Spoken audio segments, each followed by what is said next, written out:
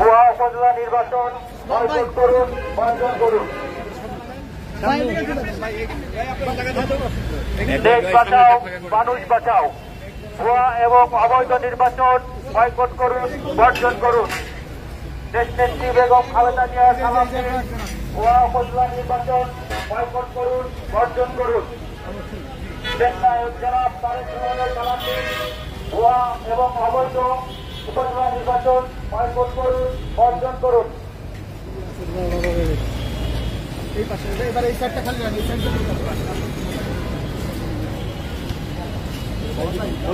বিএনপির সিনিয়র যুগ্ম মহাসচিব অ্যাডভোকেট রুহুল কবির ইসলামদের সালাম দিন।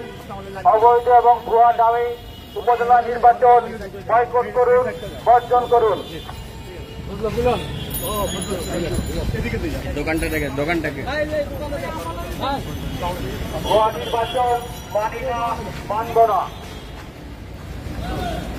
দামি নির্বাচন বয়কট করুন, বর্জন করুন।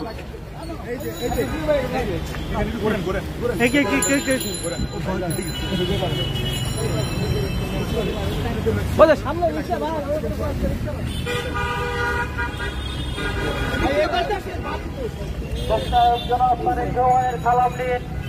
আসন্ন দামি এবং ভুয়া উপজেলা নির্বাচন বয়কট করুন, বর্জন করুন। দামি উপজেলা নির্বাচন বয়কট করুন, বর্জন করুন।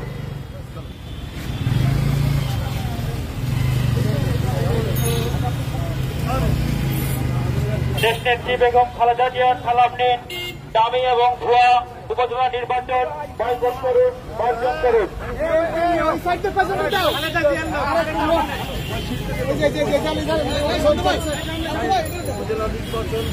বিএনপির সিনিয়র যুগ্ম মহাসচিব অ্যাডভোকেট রুহুল কবির ইসলামদের সালাম নিন। উপজেলা নির্বাচন বয়কট করুন, বর্জন করুন। ভুয়া এবং দামি উপজেলা নির্বাচন বয়কট করুন, বর্জন করুন।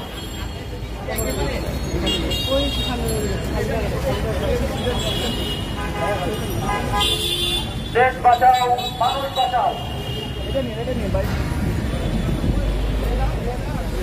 ভুয়া উপজেলা নির্বাচন বয়কট করুন, বর্জন করুন।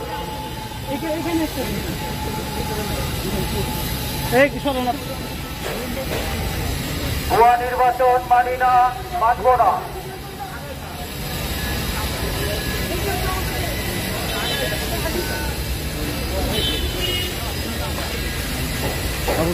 ভুয়া উপজেলা নির্বাচন বয়কট করুন, বর্জন করুন।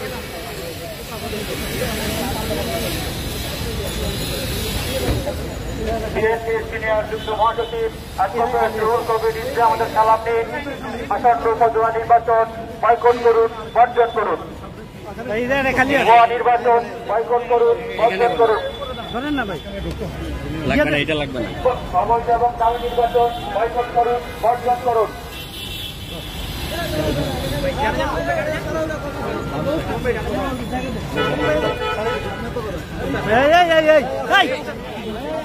সামনে আসো, কই সামনে কই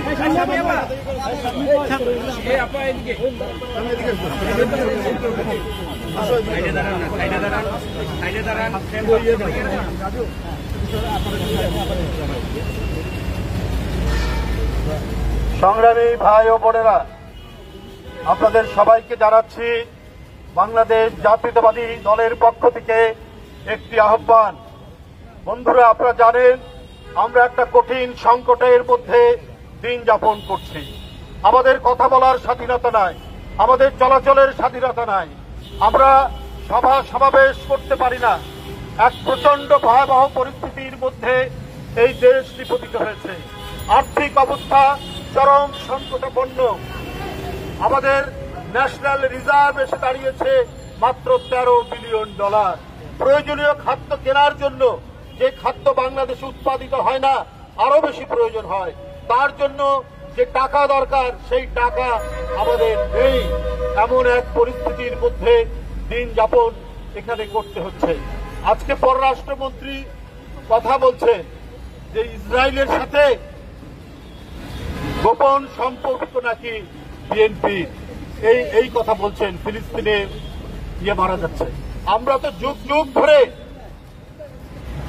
কথা বলেছি, ফিলিস্তিনের নির্যাতিত মানুষের পক্ষে কথা বলেছি, কিন্তু আপনাদের আজকে কি পরিস্থিতি?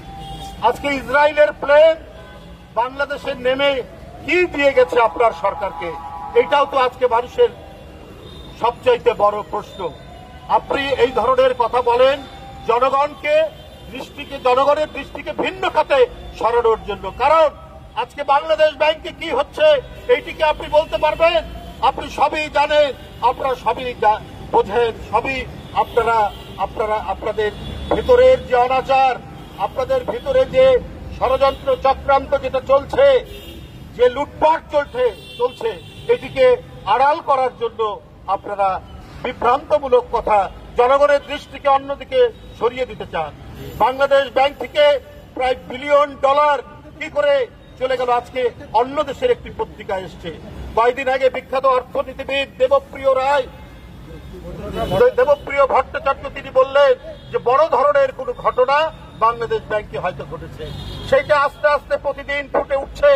ভয়ঙ্কর পরিস্থিতি বাংলাদেশ ব্যাংক, বাংলাদেশের মানুষের টাকার আমানত যেখানে থাকে, সঞ্চয়ের আমানতের গ্যারান্টি যেখানে থাকে, সেই বাংলাদেশ ব্যাংক কি পরিমাণ চুরি এবং ডাকাতি হয়েছে সেটা যাতে না জানতে পারে, এই জন্য সাংবাদিকরা যাতে ঢুকতে না পারে, সেই জন্য বিধিনিষেধ দেওয়া হয়েছে। আর এখন আস্তে আস্তে বোঝা যাচ্ছে যে কি লুটপাট, কি চুরি, কত বড় দেশের সর্বনাশ করা হয়েছে এই বাংলাদেশ ব্যাংক থেকে, যার বিষয় ধলের বিড়াল এখন আস্তে আস্তে বেরোতে শুরু করছে। এগুলো ঢাকা দেওয়ার জন্যই পররাষ্ট্রমন্ত্রী, এগুলো ঢাকা দেওয়ার জন্য ওবায়দুল কাদেররা আজকে বিভিন্ন ধরনের কথা বলে বেড়াচ্ছেন, বিভিন্ন ধরনের বিভ্রান্তি তৈরি করছেন। ডোনাল্ড লু, মার্কিন যুক্তরাষ্ট্রের সহকারী পররাষ্ট্রমন্ত্রী, দক্ষিণ এশিয়া এবং মধ্য এশিয়া বিষয়ক, তাকে নিয়ে কতই না কথা বললেন। একেবারে বিএনপি নাকি তারা স্বপ্ন দেখছে ডোনাল্ড লু ক্ষমতায় নিয়ে আসবে, কত কি কথা তিনি বললেন। অথচ আমাদের বিএনপির কোন নেতা, কোন পর্যায়ের কোন নেতা এই বিষয় নিয়ে কোনো কথাই বলেননি। কিন্তু ওবায়দুল কাদের বলে যাচ্ছে, একের পর এক কথা বলে যাচ্ছে। আবার দেখলাম সরকারের এক উপদেষ্টার বাসায় ডোনাল্ড লু বৈঠক করলেন, পরে মনে হলো যে এই সরকারের লোকজন গোপনে গোপনে তার হাত পা ধরলেন কিনা, এইটা একটা বড় প্রশ্ন হিসেবে দেখা যাচ্ছে।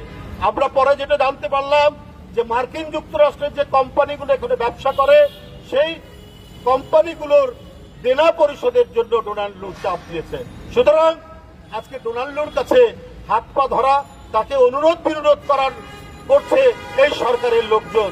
ওরা মুখে এক কথা বলে আর জনগণকে আরেক কথা শোনায়। তারা ভিতরে ভিতরে এক কাজ করে আর জনগণকে ভিন্ন ধরনের কথা শোনায়। এই দ্বিচারিতা এবং এই ধরনের এক ভণ্ডামি নিয়ে এই সরকার জোর করে ক্ষমতা দখলে রেখে তারা দেশ শাসন করছে। বন্ধুরা আমার, এই লুটারা সরকার যতদিন থাকবে ততদিন এই দেশের জনগণের, এই দেশের আর কোনো ভবিষ্যৎ নেই। এদেরকে ক্ষমতাচ্যুত করে আমাদেরকে একটি অবাধ সুষ্ঠু নির্বাচনের মাধ্যমে, একটি নির্দলীয় নিরপেক্ষ সরকারের মাধ্যমে জনগণ যাকে ভোট দেয় সেই ক্ষমতা পরিচালনা করলে দেশে হয়তো স্বস্তি আসবে, দেশের নিরাপত্তা নিশ্চিত হবে। তাই বন্ধুরা আমার, যে উপজেলা নির্বাচন চলছে 21 তারিখ, দ্বিতীয় দফা উপজেলা নির্বাচন, এই নির্বাচন তো হচ্ছে আওয়ামী লীগের নির্বাচন। এই নির্বাচন হচ্ছে মামুদের আর খালুদের, আওয়ামী লীগের নেতাদের, তাদের মামুদের খালুদের নির্বাচন, তাদের স্ত্রী, তাদের শ্যালক, তাদের নির্বাচন। এই নির্বাচন জনগণ ভোট দিতে যাবে না। পয়লা যে দফা গেল সেই দফাতেও কেউ যায়নি, এবারেও কেউ যাবে না 21শে মেতে। বন্ধুরা আমার, এই প্রস্তুতি আজকে জনগণ নিয়েছে। যেই ভোটে ভোটাররা ভোট দিতে পারে না, জনগণরা যায় না, সেই ভোট কখনোই সুষ্ঠু অবাধ হতে পারে না। জনগণ সেই ভোট করবে না, বর্জন করছে এই দামি নির্বাচন এদেশের ভোটাররা। বন্ধুরা, আমি বাংলাদেশ জাতীয়তাবাদী দলের পক্ষ থেকে আপনাদেরকে আবারও জানাচ্ছি, আপনাদের অধিকার, আপনাদের ভোটাধিকার কেড়ে নিয়েছে এই সরকার, আপনাদের সকল অধিকার কেড়ে নিয়েছে যে সরকার। তার পাতানো, তার দামি নির্বাচন এদেশের জনগণ করবে না। সেই 21 তারিখে দ্বিতীয় দফার যে ভোট, সেই ভোটে জনগণ গিয়ে ভোট দেবে না, তারা সম্পূর্ণভাবে এই ভোট বর্জন করবে। খোদা হাফেজ। আপনাদের সকলকে ধন্যবাদ।